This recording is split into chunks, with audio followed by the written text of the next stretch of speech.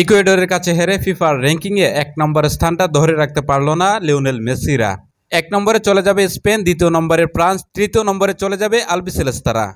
ফিফার র্যাঙ্কিং রদবদল নিয়ে থাকছে বিস্তারিত।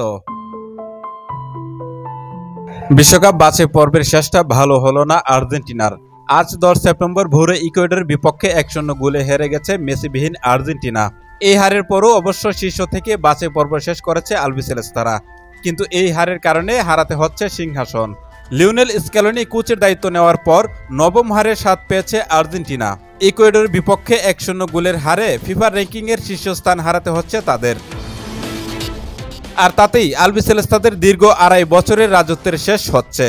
স্পেনের কাছে ছেড়ে দিতে হচ্ছে সিংহাসন।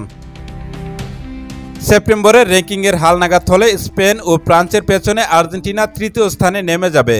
২০২৩ সালের এপ্রিল থেকে শীর্ষস্থান ধরে রেখেছে আলবিসেলেস্তারা। ইউরো চ্যাম্পিয়ন স্পেন ও ফ্রান্স কয়েক দফায় কাছাকাছি পৌঁছালেও পেছনে ফেলতে পারেননি তাদের। কিন্তু ইকুয়েডরের বিপক্ষে হারে আর জায়গা ধরে রাখতে পারল না স্ক্যালোনির শিষ্যরা।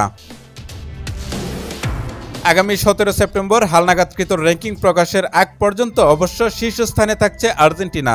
তবে মেসি মার্টিনেজদের জন্য ভালো খবর হচ্ছে, শীঘ্রই শীর্ষস্থান পুনরুদ্ধারের সুযোগ থাকছে। অক্টোবরের ফিফা উইন্ডোতে ভেনেজুয়েলা ও পোর্তো রিকোর বিপক্ষে খেলবে আর্জেন্টিনা। এই দুই প্রীতি ম্যাচে ভালো করলে শীর্ষস্থান ফিরেও পেতে পারে তারা। তবে একই সময়ে ইউরোপের দলগুলো বিশ্বকাপ বাছাই পর্বের ম্যাচ খেলবে। প্রতিযোগিতামূলক ম্যাচে বেশি পয়েন্ট থাকায় স্পেন ও ফ্রান্স যদি ভালো ফল করতে ব্যর্থ হয়, তবে ফের শীর্ষস্থান আলবিসেলেস্তাদের কাছে ছেড়ে দিতে হবে। তবে শীর্ষস্থান হারানোটা সৌভাগ্য হিসেবেও দেখতে পারে বিশ্ব চ্যাম্পিয়নরা। সেক্ষেত্রে তারা কাটাতে পারবে শীর্ষস্থানে থাকার অভিশাপ।